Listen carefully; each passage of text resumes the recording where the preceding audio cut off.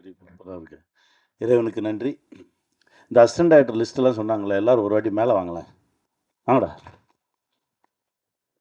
வா மரா. உங்களெல்லாம் பார்க்கணும் ப்ளஸ் மீடியாவுக்கு. வா. அவ்வளோ கஷ்டப்பட்டாங்க. அசராமல் நிற்பாங்க. வா வா வா வாடா.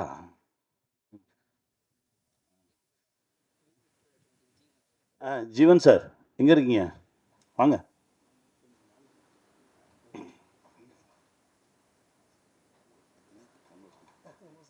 வாங்க ஜீவன் சார், எடுங்க.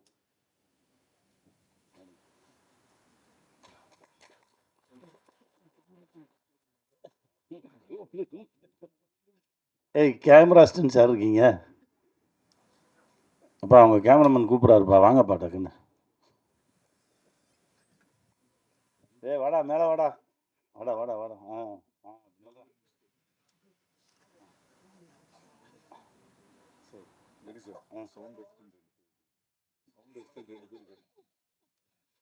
சவுண்ட் அசிஸ்டன்ஸ் 2 பேர் இருக்காங்களாமே, வாங்க. குமரேசன், கமலவாசன், வாங்க சார்.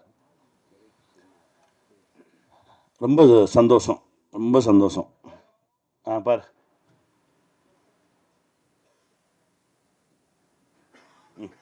ரிலாக்ஸ். ரொம்ப மகிழ்ச்சி.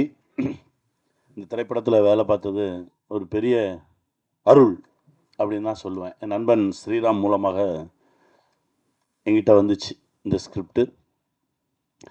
ஒரு கதையை படிக்கும்போதே தெரிஞ்சிடலாம் அந்த கதையை எழுதினவரோட மனநிலை என்னன்னு தெரியும். அந்த மனசு தான் ராம் சக்ரியை என்கிட்ட கொண்டு வந்துச்சு. ரொம்ப சந்தோஷமாக இருந்தது. இதுதானே சொல்ல நினைக்கிறீங்க, வாங்க சேர்ந்து சொல்லுவோம் அப்படின்னு சொல்லி ஆரம்பித்தோம் இந்த பயணம். இப்போது என் வாழ்க்கையில் ரொம்ப ஒரு முக்கியமான இடத்துல நண்பனாக வந்து நிற்கிறார் இயக்குனர் ராம் சக்ரி. ரொம்ப நன்றி. நான் இந்த மாதிரி மனுஷங்களை பார்க்குறது ரொம்ப அரிது. இவங்களெல்லாம் பத்திரமா பாதுகாத்து வச்சுக்கணும். ஏன்னா நிறைய உண்மையோடையும் நிறைய எளிமையோடையும் நம்மளால் அந்த சமூகத்துக்கு ஏதாவது ஒரு பங்கு இருந்துடணும், எல்லாரும் நல்லா இருக்கணும் அப்படின்னு நினைக்கிறவங்க ரொம்ப குறைவு. அப்படி இருக்கிறவங்களால தான் அந்த உலகமே இயங்குதுன்னு நான் நினைக்கிறேன். நன்றி சார், நன்றி. வாழ்க. இந்த படத்தில் என்னோடு நடித்த எல்லாருமே, ஏன்னா அவர் வந்து எப்படின்னா, எனக்கு அவருக்கு எப்படி சிங்க் ஆச்சு நான் நினைக்கிறேன் அப்படின்னா, நான் எதையுமே யோசிக்கவே மாட்டேன். நான் டக்குன்னு முன்னாடி கால் எடுத்து வச்சுருவேன். ஆனால் அவர் நிறைய யோசிப்பார். எனக்கு அவர் அப்படியே ஆப்போசிட். அவர் இந்த படத்தில் ஒருத்தர் செலக்ட் பண்ணியிருக்காங்க அப்படின்னா அவ்வளோ ஆழமாக யோசித்து அதுக்கு ஒரு 4 ஆப்ஷன் பார்த்து அதில் ஒரு ஆப்ஷனை கண்டுபிடிச்சி ரொம்ப க்ளீனாக கொண்டு வந்து நிறுத்தியிருப்பார். அதனால தான் அந்த படத்தில் அவ்வளோ பேரும் அவ்வளோ அழகாக நடிச்சிருந்தாங்க. எல்லோருக்கும் என்னுடைய மனமார்ந்த நன்றி, வாழ்த்துக்கள். கோதண்டம் சார், நீங்கள் சொன்னது முதல்ல புரிஞ்சது. அப்புறம் எதையோ ஆண்களை தூக்கிட்டு பெண்களை குறைச்சிட்டோம்ன்ற பதட்டத்தில் வேற ஒன்று சொல்லி மொத்தத்தையும் எனக்கு என்ன சொன்னீங்கன்னு கடைசி சரி ஏதோ சொல்லியாச்சு. ஆனால் அவங்க மனசு புரிஞ்சது. வாழ்த்துக்கள். எல்லோருக்கும் என்னுடைய மனமார்ந்த நன்றி. என் தம்பி கேமராமேன் ஒருத்தர் நமக்கு ரொம்ப பிடிச்சா தான் அவங்கள பார்த்து சத்தம் போடுவோம். முதல் நாளோ 2வது நாளோ சத்தம் போட்டேன். நான் மனசு கேட்கல. திரும்ப கேரன் கூப்பிட்டு அவன் தோளில் கை போட்டு, ரொம்ப நல்லா வர வேண்டியவன்டா, என்னமோ ஒன்று நடக்குது, அது சரி பண்ணிக்கோ அப்படின்னு சொல்லி ஒரு 5 நிமிஷம் பேசினேன். அதற்கு பிறகு ரொம்ப ரொம்ப சரியாக போச்சு. கடைசி நான் படம் பார்த்தோன்னே ரொம்ப வியந்துட்டேன். படம் பார்த்தோன்னே அந்த லென்சிங் சென்ஸ், அது எங்கள் டைரக்டர் அடிக்கடி சொல்லுவார். எந்த இடத்துல எந்த லென்ஸை பயன்படுத்தணுன்றது ஒரு கேமராமேனுக்கு தாண்டா தெரியும், அவன் தான் சரியான கேமராமேன் அப்படின்னு சொல்லுவார். ரொம்ப அழகாக பயன்படுத்தியிருந்தார். நான் படம் பார்த்த உடனே முதல்ல கூப்பிட்டேன், வாழ்க, இன்னும் பெரிய இடம் இருக்குது உனக்கு சினிமாவில், வாழ்த்துக்கள் வாழ்த்துக்கள். எல்லாம் பண்ணார். டெக்னீஷியன்ஸ் எல்லாருமே, சங்கர் சூப்பராக பண்ணார். நான் அந்த படம் ஷூட்டிங் போயிட்டு இருக்கும்போது நான் ஸ்கூல் பஸ்ஸுக்காக ஒரு 4-5 பஸ்ஸை வச்சு ஒரு ஆக்சிடென்ட் சீக்வன்ஸ் எடுக்க போகிறேன்டா தம்பி, இது எப்படி எனக்கு டிசைன் பண்ணணும்னு தெரியல அப்படின்னு சொல்லி கேட்டுட்டு இருக்கும்போது எனக்காக போய் 4 பஸ் வாங்கிட்டு வந்து கொடுத்தேன். பஸ்ஸுனா இந்த பஸ்ஸு, குட்டி பஸ் வாங்கிட்டு வந்து கொடுத்து, இதை வச்சு பண்ணுங்கண்ணே, இப்படி பண்ணுங்கண்ணேன்னு சொல்லி எனக்கு கொடுத்தான். அந்த மாதிரி ஒரு அற்புதமான ஒரு உழைப்பாளி. இது பண்ணுவோமா அது பண்ணுவோமா அப்படி இப்படின்னு தேடிக்கிட்டே இருக்கக்கூடிய ஒரு உழைப்பாளி. மியூசிக் டைரக்டர் சார், உங்களுடைய மனசு ரொம்ப பெரிய மனசு சார். அதான் கேட்டேன் என்னங்க அப்படின்னா, இல்லை என் பேர் போட வேண்டாம், கம்பெனி பேரை போடுவோம். இதில் என் உழைப்பு மட்டும் இல்லையே, இதில் கிட்டத்தட்ட நூற்றுக்கணக்கான பேரோட உழைப்பு இருக்குது, இது எல்லாருக்கும் பொதுவானது, இதில் கிடைக்கிற விஷயத்தெல்லாம் எல்லாருக்கும் கொடுப்போம் அப்படின்ற ஒரு மனசு இருக்குல்ல, அந்த மனசுக்கு வேறு ஒரு தளம் கிடைக்கும் சார். உங்களுக்கு வாழ்த்துக்கள்.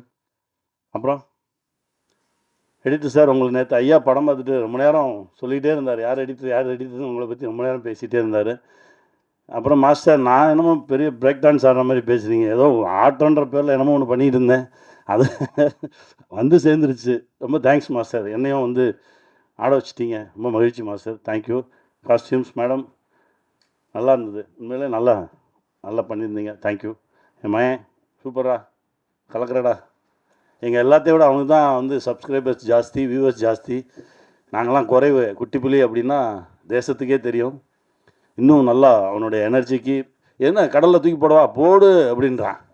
அப்போ அதுக்கப்புறம் தான் ஏதே எப்படா வந்துடுவேன், நான் வந்துடுவேன், நீங்கள் தான் இருக்கீங்கல்ல, என்னை தூக்கி போடுங்க அப்படின்னு சொல்லி அவ்வளவு எனர்ஜியாக, ஏன்னா நம்ம ஊருக்காரன், அதனால் அந்த எனர்ஜி ரொம்ப சந்தோஷமாக இருந்தது. அற்புதமாக வேலை பார்த்தோம். தேங்க்யூ. எல்லோருக்கும் என்னுடைய மனமார்ந்த நன்றி. ஸ்ரீ சரவணன்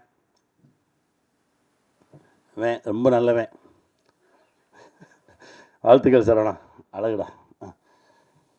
ஒரு 2003 2004 நாங்கள் ஒர்க் பண்ணிட்டு இருந்த காலகட்டம் தான். இங்கே ஒரு சரவணா இருக்கான், நிகில் நண்பர், அப்புறம் செந்தமிழன் அப்படின்னு சொல்லி ஒரு நண்பர். கேபி சாரோட பட்டறையில் வேலை பார்த்துட்ருக்கோம். எல்லாரும் எழுதுவாங்க, வேலை செய்வாங்க. ஆனால் செந்தமிழனோட எழுத்துக்கு ஒரு மிகப்பெரிய ஃபேன்.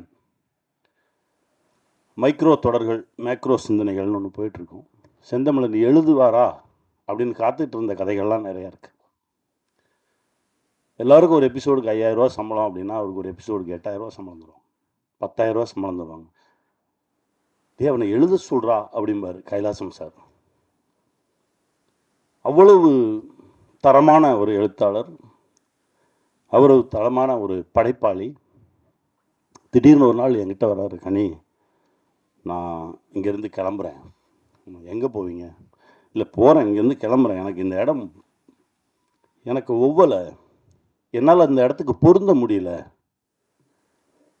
மூச்செல்லாம் அடைக்கிற மாதிரி இருக்குது, படுத்தா தூக்கம் வர மாட்டேங்குது, நெஞ்சு அடைக்குது, டாக்டர்கிட்ட போகிறோம், உனக்கு ஒன்றுமே இல்லையன்றாங்க, அப்புறம் ஏன் எனக்கு இந்த இடம் பொருந்தலை? ஸோ பொருந்தாத ஒரு இடத்துல பொருந்தாத ஒரு வேலையை பார்த்துட்டு நான் இருக்கேன்னு எனக்கு தோணுது, அதனால் நான் கிளம்புறேன் அப்படின்னு சொல்லிட்டு அந்த நண்பர் கிளம்பி போயிட்டார்.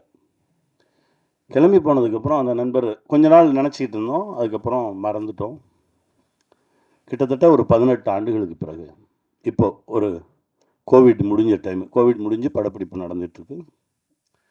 கும்பகோணத்தில் ஒரு நண்பரை சந்திக்கிறேன். அப்போ சொல்கிறார், கனி இந்த கோவிடுக்கு ஊசி போட்டதுக்கப்புறம் எந்த மருந்தும் வேலை செய்ய மாட்டேங்குது, காய்ச்சல் வந்தால் காய்ச்சல் இருந்துக்கிட்டே இருக்குது, வயிற்று வலினா இருந்துக்கிட்டே இருக்குது, எதுவுமே வேலை செய்ய மாட்டேங்குது, நம்ம உடம்புக்குள்ளே என்னத்தையும் அனுப்பிச்சி விட்டாங்க, என்ன பண்ணுறதுனே தெரியல, கொஞ்சம் கொஞ்சம் சிக்கல்கள் இருந்தது. அப்போ ஆசான்னு ஒருத்தரை போய் சந்தித்தேன், ஒரு பேரை சொல்லலை, ஆசான்னே சொல்கிறாங்க. ஆசானை சந்தித்தேன், இந்த மாதிரி பிரச்சனையாக இருக்குது, எந்த மருத்துவமுமே வேலை செய்ய மாட்டேங்குது அப்படின்னு. அப்போ அவர் என்கிட்ட கேட்டார், கடைசியாக எப்போ செருப்பு இல்லாமல் நடந்தீங்கன்னு கேட்டார். நடந்தே ரொம்ப நாள் ஆச்சு. நடங்க, மழை பெஞ்சா நனைங்க, வெயில் அடித்தா காய்ங்க, செருப்பு இல்லாமல் நடங்க, பசிச்சா சாப்பிடுங்க, இதுதான் வைத்தியமா? ஆமாம், இதுதான் வைத்தியம், போங்கன்ட்டார்.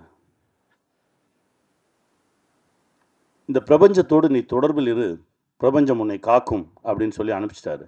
ஒரு 6 மாதம் ஆச்சு. நான் அதை தொடர்ந்து செய்கிறேன். ஒரு 6 மாதம் கழித்து பார்த்தா என் உடம்புல இந்த பிரச்சனைகள்லாம் கொஞ்சம் கொஞ்சமாக குறைய ஆரம்பிச்சுது. அதிலிருந்து நான் அவரை அடிக்கடி பார்க்க ஆரம்பிக்கிறேன், பேச ஆரம்பிக்கிறேன். அவரோடு இருந்தாலே எனக்கு ரொம்ப பாதுகாப்பாக இருக்க மாதிரி இருக்குது. எனக்கு ரொம்ப ஆச்சரியமாக இருந்தது. நான் உடனே அவரை பார்க்கணும், ஏன்னா நாளைக்கு எனக்கு படப்பிடிப்பு முடியுது, நான் இங்கேருந்து கிளம்பி போகும்போது எப்படியும் தஞ்சாவூர் வழியாக தானே போகணும், நான் அவரை பார்க்கணும். நீங்கள் கேளுங்க, அவர் என்கிட்ட சொன்னது நைட்டு ஒரு 9:45 10 மணி. நீ கேளுங்க, நான் நாளைக்கு கிளம்பி போகும்போது பார்த்துட்டு போயிடுறேன். இல்லை இப்போல்லாம் ஃபோன் பண்ண முடியாது, அவரோட நான் நேரடியாலாம் தொடர்பு கொள்ள முடியாது, அங்கே யாராவது இருப்பாங்க, அவங்ககிட்ட தான் பேசணும். நான் காலையில் பேசிட்டு சொல்கிறேன். காலையில் 6 மணிக்கு அவர் எனக்கு அடிக்கிறாரு. அவர் உங்கள் ஃப்ரெண்டாம்பா அப்படின்னாரு. ஏன் ஃப்ரெண்டா, என்ன சொல்கிறீங்க அப்படின்னு. இல்லை, உங்களை வரும்போது வந்து பார்த்துட்டு போக சொன்னார். அப்போவும் பேர சொல்ல.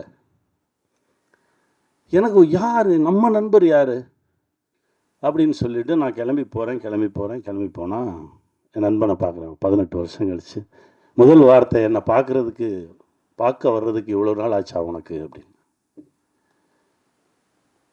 போகும்போது ஃபுல்லாக பொட்டக்காடாக இருக்குது, கருவேல முள்ளுமா பொட்டக்காடுமா இருக்குது. ஆனால் ஒரு 7-8 ஏக்கர் மட்டும் ஒரு வனமாக இருக்குது. அங்கே எல்லா பறவைகளும் இருக்குது, எல்லா விலங்குகளும் இருக்குது, ஆடு மாடு இருக்குது, கோழி இருக்குது, அற்புதமான மனுஷங்க இருக்காங்க. என் நண்பன் அப்படியே கட்டி தழுவிட்டு கொஞ்ச நேரம் நின்று, என்ன அது, என்ன பண்ணிக்கிட்டு இருக்கீங்க அப்படின்னா, அதுக்கப்புறம் தான் எனக்கு பல விஷயங்கள் தெரிய வருது. கிட்டத்தட்ட ஒரு 62 புத்தகங்கள் எழுதியிருக்கிறாரு. இதையெல்லாம் தாண்டி அந்த ஊர் திரும்பங்கள் அப்படின்ற ஒரு விஷயம், உனக்கு ஒவ்வாத இடத்துல நீ இருக்காத, உனக்கு ஒரு இடம் பொருந்தும், நீ அந்த இடத்துல இருந்தால் சந்தோஷமாக இருப்ப, உன் மனசு நல்லாயிருக்கும், உடம்பு நல்லாயிருக்கும், நீ கடன் இல்லாமல் இருப்ப, பிரச்சனைகள் இல்லாமல் இருப்ப, அந்த இடத்த தேடி போயிரு. பல பேர் நம்ம பார்த்துருக்கோம் தெரியுமா, ஒரு 2 வருஷம் நான் அந்த கஷ்டப்பட்டு இந்த வேலையை பார்ப்பேன், அதுக்கப்புறம் எனக்கு பிடிச்ச மாதிரி ஒரு வேலையை பார்ப்பேன்னு சொல்லுவாங்க. 2 வருஷம் கழித்து கேட்டாலும் அதே தான் சொல்லுவான், 20 வருஷம் கழித்து கேட்டாலும் அதே தான் சொல்லுவான். ஏன்னா அவனால் போகவே முடியாது, எல்லாத்தையும் அப்படியே வெட்டிட்டு கிளம்புனார். அப்போ உட்காந்து பேசுகிறோம், அவ்வளோ விஷயங்கள் பேசுகிறோம். அவர் ஒன்றும் இப்படி உட்கார்ந்துருக்காருன்றதுனால எதுவும் இல்லாதவர் நினச்சிடாதீங்க. அவர் மிகப்பெரிய செல்வந்தர். ஏன்னா அதை தான் நான் உங்களுக்கு சொல்லணும். ஏன்னா விட்டுட்டு போ அப்படின்னா போய் சும்மா உட்காந்துருக்க சொல்கிறானான்னு மட்டும் நினச்சிடாதீங்க. பிடிச்ச வேலையை செய்யும்போது பல விஷயங்கள் நம்மளை தேடி ஒரு மிகப்பெரிய செல்வந்தர். ஆடு மாடுகள், சொந்தங்கள், ஆயிரக்கணக்கான சொந்தங்கள். அவர் சொன்னதை கேட்டு அவரை மாதிரியே இருக்கக்கூடிய மனிதர்கள் பல பேர், மிகப்பெரிய வேலைகள் இருந்தவங்களாம் நமக்கு பிடிக்காத ஒரு வேலையை செஞ்சுக்கிட்டு இருக்கோம், பிடிச்ச மாதிரி இருப்போம், சந்தோஷமாக இருப்போம், வாழ்கிற வாழ்க்கையை மகிழ்ச்சியாக வாழ்வோம்னு சொல்லி திரும்பி வந்தவங்க தமிழ்நாடு பூரா அங்கங்கே இருக்காங்க, தேசம் முழுவதும் இருக்காங்க. அவர்கள் எல்லோரும் செல்வந்தர்களாக தான் இருக்காங்க. காலையில் ஜிம்முக்கு போயிருந்தேன். ஒருத்தர் வந்து சொன்னார், சார் நம்ம பிரைம் மினிஸ்டர் அடுத்த லாக்டவுனுக்கு ரெடி ஆகிக்குங்கன்னு சொன்னார், கவனிச்சிங்களா அப்படின்னாரு. ஆமாம் சொல்லுவார், என்ன செய்ய தயாராகணும் சார். என்ன சார் செய்கிறது, எனக்கு ஒரு சந்தோஷம். ஏன்னா எங்ககிட்ட நல்ல குடிநீர் இருக்குது, நல்ல காற்று இருக்குது, நல்ல உணவு இருக்குது. ஏன்னா நாங்கள் எல்லாருமே இந்த மாதிரி விஷயத்தை எதிர்நோக்காமல் தற்சார்பு வாழ்க்கைக்கு வந்தவர்கள். இந்த ஊர் திரும்பினவங்க எல்லாருமே தேசம் முழுவதும் இருக்காங்க. அதனால தான் சொல்ல, முடிஞ்ச வரைக்கும் அடுத்தவர்களோடு நமக்கு இவங்களால தான் நம்ம லைஃபு, இவங்கள வச்சு தான் நம்ம சாப்பிட்ணும் அப்படின்ற ஒரு நிலையை கொஞ்சம் கொஞ்சமாக குறைச்சிக்கிட்டு வந்து நம்ம தற்சார்புக்குள்ளே வந்துட்டோம் அப்படின்னா நம்ம தான் இந்த உலகின் ஆகச்சிறந்த செல்வந்தன், இந்த உலகின் மிக சந்தோஷமானவன். இதை நிரூபிப்பது தான் இதை சொல்ல வந்தது தான் இந்த படைப்பு. இந்த படம் ஷூட்டிங்கில் இருக்கும்போது, துபாயில் இருக்கும்போது ரொம்ப எமோஷனலாக ஒரு சீன் போயிட்டு இருக்கும்போது நான் எங்கள் இயக்குனர்கிட்ட இது தானே சொல்ல வரீங்க அப்படின்னு சொல்லி ஐயா பேசின ஒரு ஆடியோ போட்டேன். அவர் அப்படியே எந்திரிச்சு எனக்கு ஊருக்கு போனோடனே நான் அவரை பார்க்கணும் அப்படின்னாரு. கையை பிடிச்சி வாங்க கூட்டிகிட்டு போனேன். அதாவது காரைக்கால் அம்மையார் எழுதிய பாடல்கள், இறைவனை நோக்கி காரைக்கால் அம்மையார் எழுதிய பாடல்களை இப்போ நம்ம இஷ்டத்துக்கு டியூன் போட்டுக்கிறோம்ல, அது இல்லை. அவர்கள் என்ன மாத்திரையில் அதை டியூனாக போட்டு இறைவனோடு தொடர்பு கொண்டார்கள் அப்படின்ற அந்த மாத்திரை அளவை வைத்து அப்படியே அந்த பாடல்களை இப்போ பாடிக்கிட்டு இருந்தாங்க. அந்த நிகழ்ச்சிக்கு நாங்கள் போனோம். அப்போது இயக்குனர் என்கிட்ட சொல்கிறாரு, எங்கேயோ ஒரு தேவலோகத்தில் இருக்கிற மாதிரி. ஏன்னா முழுக்க முழுக்க இரவு அந்த நிகழ்வு மட்டும் நடக்குது. 2 பேரும் அப்படியே ஒரு வேற ஒரு உலகத்தில் அப்படியே மிதந்தோம். பேசிகிட்டே போகலாம். என் நண்பனை இத்தனை ஆண்டுகளுக்கு அப்புறம் திரும்ப கண்டுபிடிச்சது, சந்தித்தது, இது கூட இறை அருள் தான் நான் நினைக்கிறேன். வந்தவொடனே சரவணனை பார்த்து கட்டி பிடிச்சி அவங்க மகிழ்ந்துக்கிட்டது அவ்வளோ சந்தோஷமாக இருந்தது. ஊர் திரும்பி வந்துடுங்க, உங்களுக்கு பிடிச்ச இடத்துல இருங்க, சந்தோஷமாக இருங்க அப்படின்னா எல்லாத்தையும் உதவி விட்டு ஓடுறது கிடையாது. நம்ம இப்போ இருக்கிறத விட இன்னும் செல்வ செழிப்போடு, அதாவது பணக்காரன் வேலை, செல்வந்தன் வேற. பணக்காரன் பிரச்சனையோடய இருப்பான், செல்வந்தன் ரொம்ப மகிழ்ச்சியாக இருப்பான். உங்களை எல்லாரும் செல்வந்தன் ஆக்குறதுக்கான ஒரு விஷயம்தான் இது. இந்த படைப்பில் நிறைய விஷயங்கள் பேசியிருக்கோம், ரொம்ப மகிழ்ச்சி. அதுவும் இந்த நிகழ்வுக்கு வந்து எப்போவுமே டைரக்டர் சொன்னார், சார் நம்ம நான் வழக்கமாக என்ன செய்வேன், வாங்க இவங்கள கூப்பிடுவோம் இவங்கள கூப்பிடுவோம் சார், நம்ம வந்து செந்தமிழன் சாரை கூப்பிடுவோம், அவர் வந்தால் எனக்கு ரொம்ப மகிழ்ச்சி. நிறைய வேலைகள் இப்போது ஏதோ நடந்திருக்கு. நான் பேசும்போது இல்லை எனக்கு வர இயலாது அப்படின்ற மாதிரி தான் சொன்னாங்க. அதுக்கப்புறம் ராம் பேசினோடனே மனசு மாறி இருக்குது. அந்த வேலை பழுவெல்லாம் கொஞ்சம் தள்ளி வச்சுட்டு எங்களுக்காக வந்ததுக்கு ரொம்ப நன்றி. உங்களுடைய மனசு தான் அது. ரொம்ப சந்தோஷமாக இருக்குது. நேற்று நீங்கள் படம் பார்த்துட்டு அந்த படத்தில் இருக்க அவ்வளோ விஷயங்கள் பேசுனீங்க. ரொம்ப சந்தோஷமாக இருந்தது. உங்களுக்குள்ளே இருந்த அந்த இயக்குனரும் அந்த தொழில்நுட்ப கலைஞன் திரும்ப வந்தான். எனக்கு அவ்வளோ சந்தோஷம். கார்மேனி செல்வம் திரைப்படம் பாருங்கள். இந்த மாதிரி படைப்புகள் ரொம்ப அரிதாக தான் வரும். இது வெறும் திரைப்படம் இல்லை. நாங்கள் இல்லாமல் போகலாம், ஆனால் அந்த படைப்பு இருக்கும், பேசிக்கிட்டே இருக்கும் உங்களோட. நிறைய சுமையை தூக்காதீங்க. இஎம்ஐன்ற பேரில் நிறைய சுமையை தூக்கணும்னா நம்ம நடக்கக்கூட முடியாது. அந்த சுமையை கொஞ்சம் கொஞ்சமாக இறக்கி விட்டுட்டு கைவீசி நடங்க, மகிழ்ச்சியாக இருங்க. வாழ்வோம், வெல்வோம்.